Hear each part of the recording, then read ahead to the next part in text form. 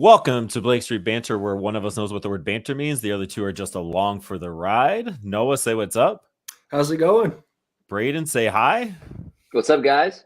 Thank you for coming back. Friend of the pod, now I think officially family of the pod. I think this is our second or third time talking, so taking it back old school. It's good to have you back.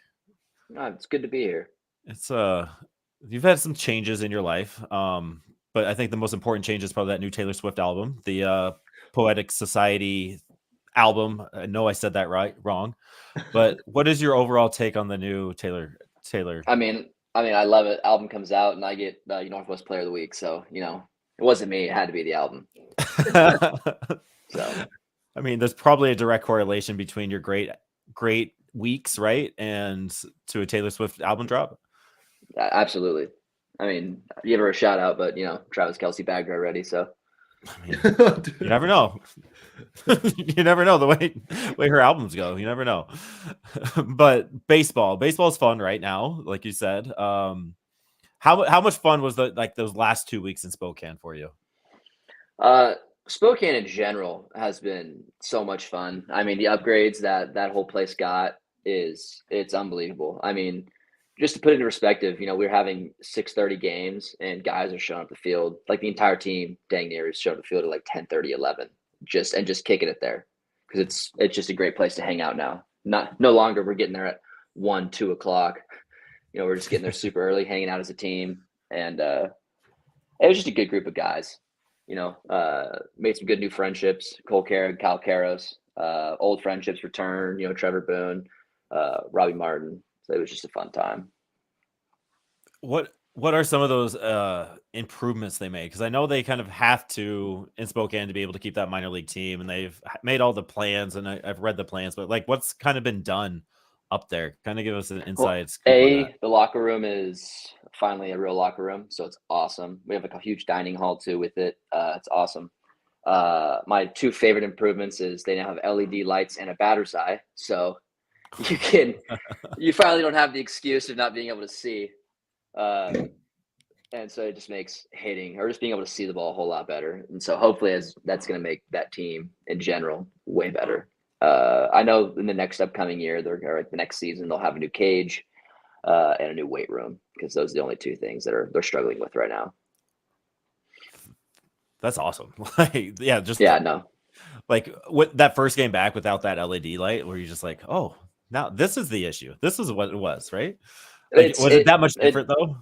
Oh my gosh! I mean, you're just seeing spin better. You're seeing the pitch placement. Like I said, it makes a difference. But almost like the whole Northwest League is in a kind of old in that aspect because not many places have batter's eyes. I mean, Hillsborough does, Vancouver kind of does, Eugene has one, but it's like a trash bag out there in center that reflects the sun. Yeah, just nice little adjustment there. And then, so I have two questions, and then I'll let Noah ask a few. You got the call up, right? So you got the call up probably last Saturday or Sunday. But before we even get to that, have you ever had a 2 home run game before? And how much fun was that game? I mean, no. First off, no. I've never had a 2 home run game. But no, that game was fun. But at the end of the day, we didn't win, so it's not like it mattered. And I'll blame the first home run. We were down 6-0, and it was a 2-0 count. So like they had to throw a heater, so I was just sitting on it. You know what I mean? Yeah. But yeah, it was fun. But like I said, I like winning games. I like hitting home runs when they matter. Yeah, rather get the dub there, the true team player piece there. But I mean, 2 home runs. Like I woke up the morning, I was like, Braiden Ward, 2 home runs. Is this real life? Yeah, you didn't read it wrong. I definitely didn't double check either.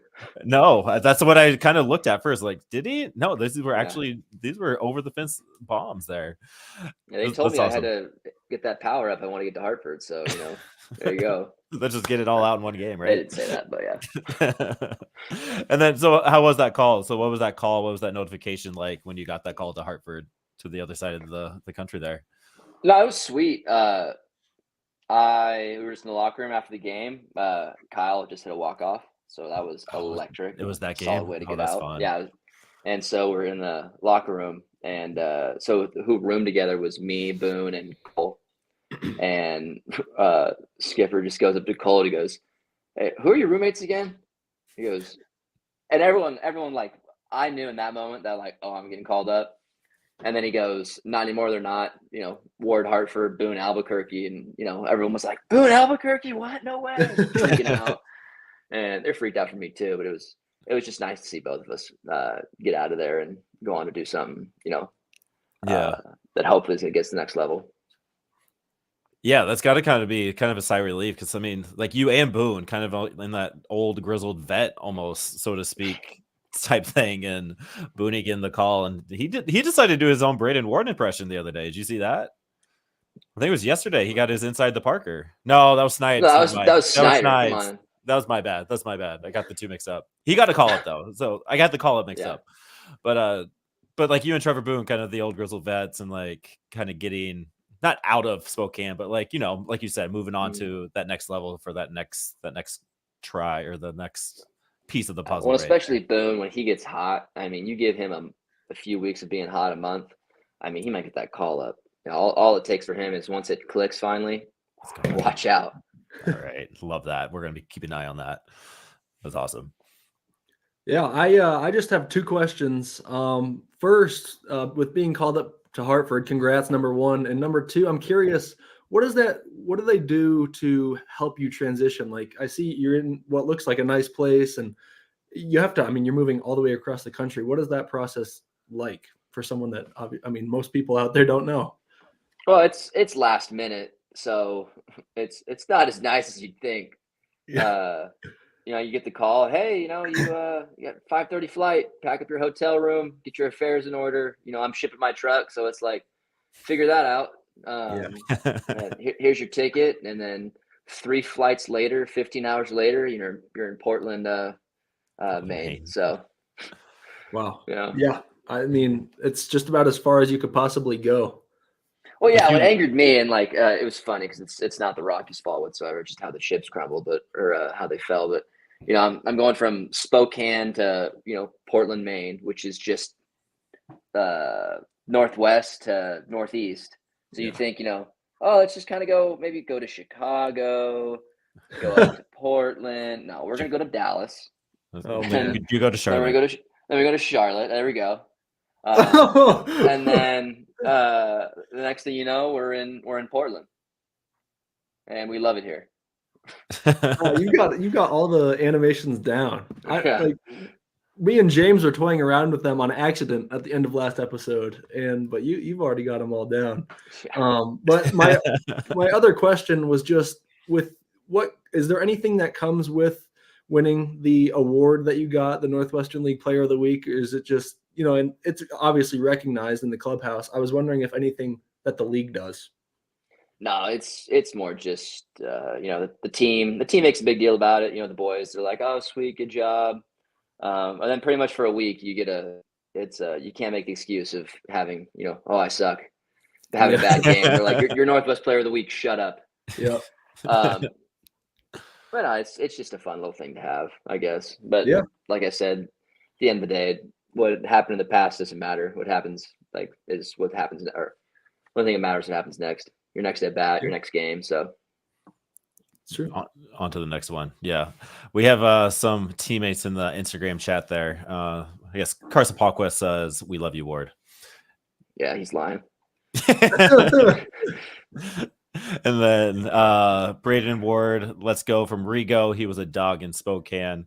I think that's just a friend of the Instagram account there. So a few shout outs there. So like, what are you kind of working on now? So like you obviously had to make some adjustments in the off season to where you are now, but now you're at the AA level. Like, is there something specific that you are kind of working on? I know you love chaos, you love causing chaos, but like, what is it now? Especially now that you're not playing second base, which was a wild trip there too. But I guess kind of like what's kind of the future plans, so to speak. Like, what are you kind of working on over the next few months here?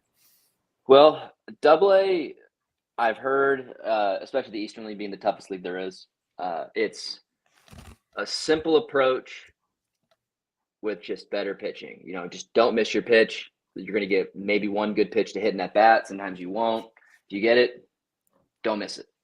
You know, that's as simple as it comes. You get that heater up, better hit it, because you're not going to get another one. You're going to get, you know, I think yesterday I had a bat where I had, you know, 8 or 9 sliders in a row because it was like I had a bases loaded at bat with a guy throwing 100. And I hit a single off of like 98, 99, and then the same guy next at bat, just 8 sliders at 90 miles an hour. You know, so it's like I said, it's one of those things where I'm looking forward to right now is just hitting the pitches that I'm supposed to hit, not missing them. And if I do that, that's all I care about. As far as the off season went, it was just building off of what I kind of built last season, which was sticking to my approach, not getting in my own head. You know, I feel like I struggle when I get off of my approach and I start second guessing. You know, you got to always be ready for the fastball, but you know, when I start thinking, oh, here comes the slider, and then I miss that fastball down the middle, that's when I get angry. So if I need to eliminate, stop doing that, and hit that ball, put it in play, hit hard, and run, and then run, and then just keep going. Yeah. Yeah. Like, so like, how, are you doing anything special to kind of get out of your own head? Because we hear people talk about kind of the mental part of the game and how we do it. Like Aaron Shunk spoke quite length at this offseason with us about that and like kind of what you work on, like where his line is, how that was different than Michael Tolia's. Like, how are you kind of like getting out of your own head? Because that's not an easy thing to do, like for anybody in any sense, like let alone something you have to do like that. Well, you know, it's funny because you think about a lot of like bigger hitters, you know, like Derek Jeter, Mike Trout. They're like, oh, we always sit fastball. We're always thinking fastball. And like you hear that and you're like, oh, yeah, sweet. That's simple. But until you like play and you start seeing, you know, guys that are throwing 70%, you know, breaking balls and have bangers and you're kind of like, you got to worry about it. It's not until you really think, oh, my God, they sit this every time and like don't get off of it. Like maybe there's some secret sauce there. And so kind of what I try to focus on is less of the results and more of, you know, did I swing at the right pitch? Was it a good at bat? You know, when you get pitched sometimes up here or in general, we're at the highest level now, or not the highest level, but you know what I mean? It's sometimes you're not going to get a pitch to hit at all, you know, and you might strike out on, you know, 3 changeups blown away at the knees, followed by a heater straight up the letters at 98. Like you're not supposed to win that at bat. And so it's less, you know, getting mad at yourself and just get the next one. Right. Like I said, focus on not missing your pitch. And so if I can do that, that's what I focus on. Try not to get upset. You know, if I barrel something at someone, that's a win in my book. If I don't chase those sliders down, those changeups down, I hit the pitch I'm supposed to, I'm happy. Yeah. And I'm curious, you're a process-driven guy. That's what I've gathered through this. Does that change your approach compared to other players in the fact that you're less willing to swing at first pitch than others, or do you seek the first pitch because you know that might be the best pitch you'll get? I mean, it depends on the situation. I know if I'm leading off like a game, I know they don't want me to take it or they don't want me swinging with the first pitch because I trust my ability to work deep in accounts and, you know, be able to still hit. But I'm different than most players in the sense that I don't need to hit doubles, triples, home runs. I can hit singles and I'll go far in this game. You know, a lot of guys in their team hitting over 350, so it's working. Yeah, well, that's like I said. I'm just trying to be short to the ball, compact, low line drives. I don't need to hit it in the gap. Versus, like I said, some other guys. You know, we got guys like Young Keel who probably shouldn't hit singles because he has more juice than anyone else in this league, and so that's what they want. And so, like I said, it's easier to hit singles than his home runs. And so that's just what I try to do. Short, compact. I know like during BP, my whole process is I'm not trying to hit a single ball to the right side of second base. I'm just trying to stay inside everything, hit a low line drive the other way. In the game, I'm going to pull balls, obviously. But, you know, when I get spinny, when I get fast, that's when I suck. So, like I said, just hard ground balls to the shortstop or low line drives. That's my process. And that's all I'm trying to do at all times. Sweet. I love that inside stuff. Like because we watch and we pick apart. Like it's kind of fun to pick apart and see like what you're kind of working on from the outside and like not pick apart in a negative way, but like, all right, we're seeing some of these kind of adjustments that he's doing and then taking us in that process. It's kind of fun, like seeing how it's kind of what you're working on, how it's going to play out, and how it's doing. I don't know. That's a fun conversation for me. Like, that was cool. Thank you for sharing that. Yeah, I and appreciate that. then let's end it with stealing home. So like six stolen bases, one being stealing home, and you're just like, let's just do something cool, right? That's kind of what it felt like. And so when you're stealing home, like when do you decide that? Like, what are you picking up on? Like, there has to be something there. I mean, he was giving it to me, and the stealing home, I don't know if you noticed it, it was 2 strikes. Yeah. So, yeah. I mean, like, I'm not making fun of the guy at all, but all he had to do was throw a strike. And, A, I might get killed by Bert. Or B, I don't know if you noticed, I slid in, like, my head was as low to the ground, down as I could. Wasn't even looking at the home plate. And I was just praying it was a ball. But like I said, he was giving it to me. I think he probably gave it to me more because, he's sitting there and he goes, "There's 2 strikes. There's no way he's stealing." Right. No crazy person would do whether like stupidity works sometimes. That's all I gotta say. and then the 6 stolen bases. I mean, it's funny. I didn't even know I had 6. Yeah, you're just running. I was just running, and then I'm angry because if I would have known it was a record, in the 9th I was on second, I could have stole third, but we didn't need it because we needed to be smart about it. I didn't need to steal third. We were up, or it's like a 1-run game. Don't make the last out, etc. If I would have known, I'd have told Robbie, "Listen, I'm running. You're gonna make history here. You kidding me?" He probably would have okayed that, right? Yeah, I would have paid the fine, whatever. They don't care. Would have been worth it. Absolutely. Yeah, totally. You kidding me? And then, are you rooming with Candy at all? Like you taking it back? No, I'm with Braxton now. Okay. Yeah, I think he had Daughtris or maybe Veen, and so I just hopped in once they left. Okay. Which is good because Braxton's. Me and Braxton go back. He's obviously my draft class. He's a great guy. Yeah, Fun he's a great around. guy. Yeah, he's a friend of the pod too. So tell him what's up for us. I will. Yeah, appreciate that, and appreciate you hanging out, doing your thing with us. Keep doing it in Hartford, man. Like, you've had a fun 3 games, so keep doing your thing, and let's keep it up. Yeah, I appreciate it. Yes, sir. Keep killing it. We'll keep. Hey, thank you. All right, man. Appreciate you. Have a good night, man. You guys take care. See ya. All right, Mike, I'll let you kind of get this set up. That was Braiden Ward, speedster, power hitter, everything. Like, that was Braiden Ward. That was fun. That was good to have him back. That was just a good thing. You go ahead and switch. It's just fun, like, seeing some of these guys. Like, we talked to Braiden Ward a few years ago. It was me and James. He was stealing bases in Fresno. He was fast boy. Like, it was fun watching him. Gets to Spokane, has a little bit of a struggle last year, and then kind of figures it out towards the end, and then it gets hot here. And it's just like that grinder mentality, kind of like what he said, like, I just got to keep doing what I'm doing, stick what I'm going to do, and it's paying off. And just that next step, that next level, doing his thing. I just love seeing that kind of stuff. And he was so confident, and he knew who he was. I mean, he was saying, I'm not trying to hit doubles or triples. I'm just going to try to go the opposite way and get on base, help my team win. That's huge. Yeah, like, it's the things he can bring isn't seen by many. So just a fun player. It's just, again, fun stuff. Like, oh, sweet. It's fun. So maybe not so fun stuff. The Rockies talk. Today was a doozy. You guys were telling me a little bit about it. Maybe we just talk about today's game, which is just an insane game. Like, we beat Mason Miller, but we didn't. So, kind of setting it up. I wasn't able to watch. We kind of talked about it off air. I was listening to it on the 9th inning to pick up my kids. Got to daycare. Kid asked, "Hey, can we watch it when we get home?" Because it's probably going to be over. The Rockies are up. We're good. 9th inning home run hits, and then I'm off and on watching it. Like, I saw Mason Miller, and then next time I watch the TV, he's out. We're playing. I was like, 4-run lead. We're fine. What happened? Yeah, so I actually started our write-up for the podcast in that top of the inning when we took a 4-run lead, and I had some numbers down talking about how, wow, it had been a long time since we went above 500 on a 9+ game road trip, and I had to scrap that. But yeah, this game, the Rockies had 2 separate leads of 4 runs or greater that they're up 4-0, and then bottom of the 9th, Daz Cameron homers, first home run in an Athletics uniform, ties the game.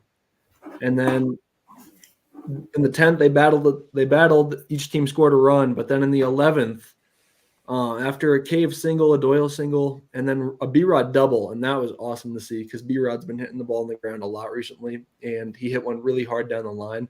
We're up 9-5. Everyone in the group chat was feeling good. The group chat was popping. It was fun. Yeah, and in the bottom of the inning, it was just single, and then a homer to tie the game after there were 0 outs when the game was tied. So the first 3 guys, because they get the ghost runner, hit and scored, and it was like tied in an instant. And so like it didn't even really feel real with how fast that everything transpired. But then Seth Brown singled, and then they had a second single to put first and third. And we intentionally walked the guy right before, Kyle McCann, to load the bases. Mm-hmm. And then it's a strategy that I'm sure has worked a number of times, and I only remember the times it hasn't. But so many times in Rockies' recent history, I feel like we load the bases on purpose to try to set up a force play. I understand the methodology behind it, but walked him in on 4 pitches to end the game. And so it was just a brutal loss. And that's what you missed. It just sounds like a classic Colorado Rockies roller coaster. Like you never know what you're gonna get, because we had a doozy last night. Like we could go like literally so many games back and forth. Like, hey, this crazy thing happened in this thing. And this series, heading into it, I kind of joked like, "Oh, future World Series matchup preview," because it was the A's and the Rockies. But from a result standpoint, every game was a 1-run game. It was genuinely entertaining. Unfortunately, the late flips never really went our way. We were able to steal game 2. The bullpen struggles in this series were just a microcosm of the whole trip. And just real quick, we can discuss the 9-game trip with 2 off days. So the boys have not been home for a while, but they're finally on their way, and they play here tomorrow. But on the trip, the starters pitched 49.1 innings to a 3.64 ERA with 5 quality starts out of the 9 games. And look, they went 4-5, but the quality starts definitely helped lead to wins. The bullpen, oh my goodness, in 32 innings, they had an 8.07 ERA. And this is the part that Bud Black could talk about for days. They issued 28 walks, just the bullpen, 28 walks in their 32 innings. That's unheard of. You can't win games with that. And it's so hard. And I understand pitching's hard. That's late in games, you're walking guys. Yeah. It's hard to recover. That's tough. But I have the Isotopes. 1 second. I have the Isotopes game on in the background, and Trevor Boone just hit a right center triple. And so don't let that man get hot. If you were listening earlier. Anyway. But yeah, just real quick, the first game of the road trip, I believe, or was the first or second? It was in San Diego. The Rockies won 5-4. I tweeted it was one of the greatest Rockies wins I've ever watched, because the Rockies walked 11 guys in that game. They walked the bases loaded. And I see Mike down there in the corner reacting. It was a crazy game. They walked the bases loaded in the 7th, 8th, and 9th inning, I think. Certainly the 8th and 9th, maybe the 7th. And were able to escape with double plays in both innings. It was insane. Live and die by the walks. That was just the microcosm of the entire season right there. Yeah. But on an individual level, the trip, it yielded overall. The offense is so tough, because for that 7-game win streak, you take the sweep of Texas, then you carry it into their sweep at San Diego, and the offense was looking great. But like Jordan Beck in San Diego, he hit his first career homer. He went 5 for 12 and had 6 ribbies just in that series. So he was blistering to start. And then by the end of the trip in Oakland, and I love that he's getting daily at bats. I need to say that, because we complain too much when the young guys aren't playing. He's getting daily at bats, and it's great. But in Oakland, he struggled. He went 0 for 13 with 5 strikeouts. So he's excited to be coming back to Coors Field. But the bullpen got knocked around a little bit. We charted some numbers, and 3 pitchers that got hit the hardest, bullpen pitchers, Their ERA beginning the trip for Jalen Beeks was 2.21, and today he's heading home with a 2.74 ERA, so over half a run, but that's just the smallest. Vodnik, he had been so good. He was probably due for a little stat correction. He had a 1.93 ERA starting the trip, and today he's coming home with a 3.14. Still, I mean, a 3.14 ERA, that's great.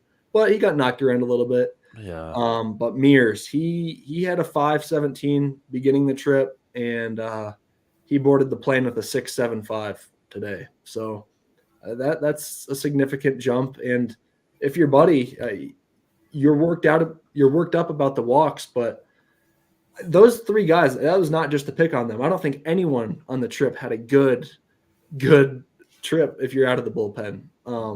But not really. I'm looking at like the last 15 days stats on MLB.com, kind of seeing where I was curious, like how often is he using the bullpen guys? And so like Beeks, Kinley, Vodnik, and Lawrence in the last 15 days all have 7 games. Lawrence has 6. So they've been used 7 times, 7 innings, 6.2 innings, 9 innings in there. So Victor Vodnik's been used 9 innings in 7 games over the last 2 weeks.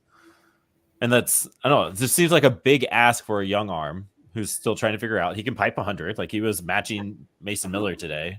But like going that much, like every other day, just seems like a lot when you have, Nick Mears was solid before, I guess, today. And like you have Lambert and you have Matt Cook came in when Bird went down. Like I feel like there's just more options out there, but he's not using all of them. Yeah. I don't know. I'm at a loss of words just because I don't know who you turn to if everyone's kind of giving the same results. You want to find a guy that's rolling. So momentum is a real thing, especially with pitching. You pitch a great game, you want to get right back out there and do it again. You pitch a bad game, we've heard firsthand that you just want to get right back out there. Yeah. So I just think there's not a lot of confidence from Buddy in the bullpen or in the bullpen right now, but that can all change in a series. The 7-game win streak was driven by the starters dominating, and the bullpen would shut the door. Yeah, and they found a way. Yeah, they shut out San Diego 8-0, and you need that to happen. And there's going to be those ebbs and flows of it. I guess my point is, like last year, it felt like he was going to the same 3 guys over and over and over, and it didn't get great results. Like it just felt like, all right, we're just going to keep going to Jake Bird here, and it's going to be fine. And then he gets tired, he gets exhausted, and then it kind of feels like he did that same thing this year before he's gone to the IL. And so he has these 3. Granted, there's not many other options. Like I get that point, but it just seems like just overusing it. Like put in Molina, like push him in some positions to do it. Like he pitched, did I get rid of the tab? Molina pitched in 1 game in 15 days, and it was probably mop-up duty. Granted, it was 3 hits in that 1 inning, 2 earned runs, walk and a strikeout. Like, it wasn't good, but, like, you're used once in 15 days, and you're using Victor Vodnik, rookie, 7 times in 15 days. Like, I feel like there needs to be a balance or something. And I get the confidence. I get the thing you're agreeing with. Like you said, I agree with what you said. I agree with Evan here, but has no confidence in his bullpen, and sometimes feels like the bullpen has no confidence in themselves. Like, you guys just... 1A, 1B. I agree with that, but like as a manager, we have to find some kind of way to navigate it. And where I get frustrated is when it seems like the same old song and dance, and we're still getting the same results. Yeah, I don't know. I hear what you're saying, and we're all It's just an issue that needs to change, and it starts with the walks. I mean, not to sound like Bud Black, but it does. When you're walking nearly a guy an inning. You can't win like that. And no. And like, of course I ranted, but like I did do some research. I did look at what like is happening in the bullpen in AAA. And I was having another discussion with my buddy that I hung out with after work today. Reason I missed the Rockies game. And we talked about AAA pitching and hitting and all that kind of stuff. And this kind of goes along with that argument that all the good pitching is in AA or it's in the major leagues. Like, you're not spending a lot of time at AAA. Like, You have the 13 best pitchers, 12 best pitchers you can possibly have on your team in the major leagues ready to go. And then you're developing all those other arms of the AA. You're not going to get a lot of good pitchers in the AAA unless you're kind of like just oversaturated with arms. Name me a team that's oversaturated with arms. I'll wait. So like looking at for backups at AAA arm barns, there's not a lot, but there are 3 names that could come in and do work. Obviously, our boy Duke and Darnell kind of hits that mold. 15 days is the threshold I'm using, same kind of thing. 5.2 innings of work, 0.88 whip in that time, 4 strikeouts, did allow a home run, which is common in Albuquerque, and only 2 walks in that time. It's 96 with the fastball, has an 86 change it, and then he'll get you with the slider if he needs to. So there's one option. Matt Caracetti is definitely next up. 0 earned runs in his 5 innings of work in the last 15 days. 6 strikeouts, 3 walks, 1 hit. Granted, 3 walks in 5 innings of work. Not great, but it's what we're working with. Like he's able to, at least he knows what it's like to have people on and get them out. He's about 95 with the fastball sinker, and then he'll have a cutter, and then a fork ball, according to Savant, an 80-mile-per-hour fork ball, so dropping 15 miles per hour there. And then last but not least, at the AAA level is Jeff Hartlieb, who probably has the best walk to strikeout ratio, but the ERA is at 4.26 in his innings of work, 3 walks in that time. So like there's not a lot like knocking at the door like, hey bud, I'll come save you. Like it's not a lot of that. But Aaron, what about the AA? AA was great, right? We talk about the arm barn all the time on the road to Blake Street. You got Jaden Hill, you got Angel Chavi, you got Juan Mejia. You have all these dogs. You have Seth Halverson. Juan Mejia, Chavili, and Halverson are all struggling mightily with the walks right now. Like I think each of them, Chavi and Mejia, I think had 2 walks each last few nights. Halverson blew a save last night, giving up walks. Like it's just ugly. And Jaden Hill, he had to come in for candy on doubleheader on Tuesday, struggled getting out of that. But that was like really his like first like real like hiccup. Like we talk so much about like the bullpen, the arms are coming, they're going to be there, yet there's nothing like literally on the horizon that's going to help Buddy out. And that's kind of scary now as I kind of think about and sit and look at kind of the reinforcements that we kind of need.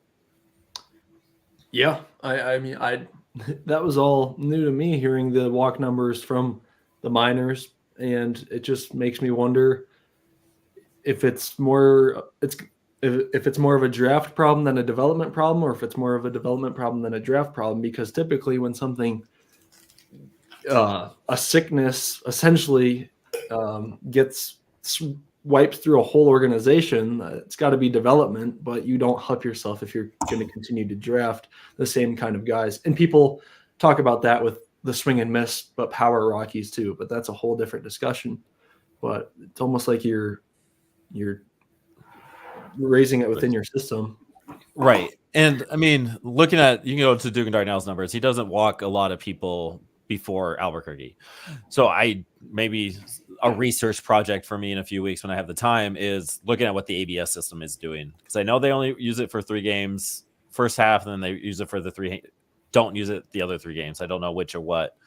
But I wonder what the walk-in strikes ratio is with that and like the challenging system. I just saw a tweet like right before on here that Manfred has the ABS system still has some hiccups to figure it out. And so we won't be seeing it at the major league level anytime soon. So how does that affect the AAA thing? Is that affecting the pitching at the AAA thing? Like, and I think it affects the hitting as well.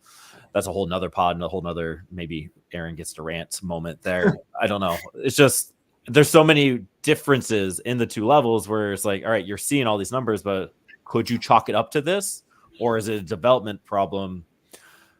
I don't know. It's just, there's so many question marks with all of it. I mean, that's what's fun. That's why we have a podcast to be able to talk and banter about it. But like, it's just interesting. Yeah, it is. And I just think we'll have to definitely dive deeper into making sure we understand it. But just kind of shifting towards like what went well on the road trip, just really quick. McMahon continues to do his thing. He had 4 homers on the trip and 9 ribbies, so won a game. Tovar had his first 2 career 2 home run game in his career, and he also hit over 300 on the road trip. Diaz was dealing with a sore hand, ended up hitting 400 anyway, so he continues to do his thing. And we cannot ring the praises of Austin Gomber and Cal Quantrill enough. Gomber, in his last 4 starts, more than 26 innings, won the 2 earned runs, 0.67 ERA with 4 quality starts in each of his last 4. And then Quantrill, he's right there too, over 25 innings, 1.40 ERA, and also 4 quality starts. They are building. Has any 1-2 punch in the league been better the last 4? It's going to be hard to find somebody that does that. Yeah. And you know what happens, Noah, when I hear good things about starting pitching? I get nervous because this is perfect trade time momentum. Yet are the Rockies going to extend them, keep them, whatever? It's great that they're on our team. They're doing fantastic. But are they needed for the future? And what does that turn into? Are we all going to be frustrated that they're still on this team in August if they keep doing this for the next 4 or 5 starts? Yeah, I mean, naturally, the trade whirlwind just starts going around and around. I think the one, if I were to guess, the one that would be more likely to be moved is Quantrill, just because of the team control on Gomber. And Herman's coming back, and he's a righty, but I don't know. I also think the Rocks might have an emotional attachment to Gomber, which, shoot, if he's the crown jewel of the trade, then he's the crown jewel. And I mean, quietly, we him and Nolan, if you just objectively be careful. Yeah. Compare their numbers. Gomber's been better this year, but that's a story for a different time. that could be an article. The trade rumors definitely start to pick up. But I think about last year, it's kind of interesting. Last year was our bullpen that we're okay, we have these 3 arms that we're going to move, or we could move. And then we end up holding on to Suter and not getting in. He walked. But we traded Pierce Johnson to the Braves and Hand. They both went in the same deal. So Billy Schmidt has shown that he's willing to move guys. And he's quietly built up a farm system that has the second most top 100 guys in all of Major League Baseball, as you guys. Sorry, my headphones crashed out. Can you say that again? Yeah, he's quietly built a farm system that you guys talked about in the last pod. They second most top 100 prospects with 6, just behind the Cubs. Okay, yeah. That makes more sense. I can hear that clearly there. Yeah, that's perfect. So he's open to moving guys, and I hope he does. And I love all these guys. These guys are all great guys. None of this has anything to do with the person behind it other than the business. I know I don't have to say it, but I feel like I have to. They should be moved from a business standpoint, from a future standpoint. These two, Gomber and Quantrill, should be moved. You would think a Rymack thing could be moved as well, but that's a different pod. That wasn't on our rundown. That doesn't fit one of the boxes that Mike made over here. So we have the Phillies coming up. Your first big boy gig, so to speak. You get to cover the Phillies, which maybe you can ask Bryce Harper how his feelings are towards the Rockies and the organization, the clown organization that is everything. If you get I wish Jake Bird was back. I wish Jake Bird was back to face him. That would be kind of fun. But you get to cover the Phillies at home and then the Guardians right after. It is a 6-game homestand, right? Yep. Okay. What do we have looked forward to? What are we watching for? What are we doing? Well, number one, I want the people to engage with the post and tell me what to track down while I'm there, because I'm going to be at the stadium and I'm going to be there early. But for the first couple series here, I'll be able to talk to the guys on the field in pregame, and I'll also be able to listen to Buddy's spiel in the dugout right before the games. So I'm excited for that. And for Blake Street Banner, there's going to be each game, there's going to be a recap, kind of similar to what happens on MLB.com, but it's going to be coming from me just to get rolling with the whole process. And I'm hoping I've got a few names circled for guys I want to interview this week, but I'll keep them secret, because then it'll make the post a little bit more of a surprise. Or you guys will see on the feed when that happens. But hopefully some player specials coming soon too. That'd be sweet. That'll be fun. And some Rockies wins too. That's at least, you're the good look charm, right? This is where we start tracking stats right now, Mike. When Noah shows up to the field, what are these players doing? So both Philly and Cleveland are 2 first place teams, which Cleveland being first in the Central is, I don't know, like being, I don't even know if I'm saying there. It's just a wild ride. And then Philly's freaking hot, 29-6 in the last 35. You did the legwork on this, like just insane talent on that team and getting absolutely nothing from Nick Castellanos. It's just, they're going against a few juggernauts after struggling against the mighty Oakland A's. It's might be a few long nights at the ballpark, but obviously we have a bunch of stuff to look forward to. But yeah, and I mean, the Rockies last time they were home swept the Rangers, and something I'm looking forward to watching is Bohm is obviously the front runner at NL All-Star for third base. I don't know what the league thinks, but I think McMahon should be clearly second. Yeah, we'll see how the voters and the fan vote kind of messes all the popularity up. It's kind of a popularity contest. Yeah. Well, I think that's 1 and 2 third basemen in the whole National League will be playing each other at 20th and Blake starting tomorrow. We got our first third baseman thing. That could be a nice little fun little thing to watch there, like going head to head, toe to toe there. Drew Romo is up right now for the Albuquerque Isotopes. Takes the ball. Okay. So yeah, that's fun. Like there's storylines to watch, and like how upset can we make Bryce Harper? Who I want to hate him so much. This is one of the conversations I was having with my buddy today. It was like, I don't like Bryce Harper. Like I didn't like his vibe when he came into the league 20 years ago, but I absolutely love Bryce Harper now. Like he's a dog. Like he gets it. He is who he is. And like he's never shied away from like I want to win, and this is who I'm going to be. And I don't know. I like watching the Phillies, but I absolutely despise the Philly franchise. It's very Dodger-esque, like yeah. The Phillies. Well, and I mean Harper, he's kind of like one of those guys that's difficult to like, but once you like him, you wonder why everyone else doesn't like him. Because I'm kind of the same way. Like whenever I watch the Phillies games, I'll root for him, and then sometimes we see these online arguments, and he's not the most highly liked guy, but he's definitely polarizing. That's a perfect word for it. There you go, polarizing. I love that. So we got a few 6 games here to keep an eye on. It should be fun. I'm excited for you. I'm excited for the Rocks, just watching baseball and that kind of stuff. Anything else you want to add to that? Otherwise, let's get into. I was just going to say Blake Street Banner to the moon this summer. Let's get into it. Terrible. All right, let's do Hunter Goodman StatCast real quick. He doesn't have a lot of numbers to kind of base this off of, so this is a small sample size. But diving into your mom's favorite player StatCast for 2024 was kind of fun. We were all surprised by his sprint speed, 75th percentile in sprint speed, 28 feet per second, which is just crazy. Like you don't look at Hunter Goodman and go, "You're fast." This doesn't pop up, but according to the numbers, Brody's fast. And when you think about what he did last year, like one of his first hits was that triple, and he's moving around the bases with that sweet video camera that the Rockies had. Like it makes sense.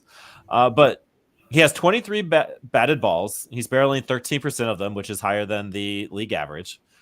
This is where it gets a little fun, and this is where I'm still kind of learning what all this means. His XBA, so his expected batting average, is sitting at 229. I don't think that's very good, and if you look at his numbers, he has like 7 hits and like 4 of them are extra base hits. And that's in very inconsistent playing time. His strikeout rate is about 28%, walk rate at 6%. Obviously, you want that strikeout rate to go down. But diving into that, Dude Man loves a first pitch. He has swung at 60% of the first pitches he sees, which is way above league average by about 10-15%. No, swinging at 39% of the first pitches, still 10% more than the league average, which is just a crazy high rate. But he's swinging at a total of the pitches he sees is a 60% clip. The league average is at 47. So he's up there, he's hacking, he's getting his cuts in, which is probably explaining some of the expected batting average, but his barreling and his swing in zone swing percentage is allowing those extra base hits. And the last interesting nugget there, all 4 of his extra base hits have come off of not a fastball. 2 doubles, 2 home runs have come off of off speed and breaking balls. So he's behind on the fastball. He doesn't have any hits off a fastball, like not even a single. which is interesting because like we talked to Braiden Ward, like you're kind of going into this game plan, but you also have to find your best pitch.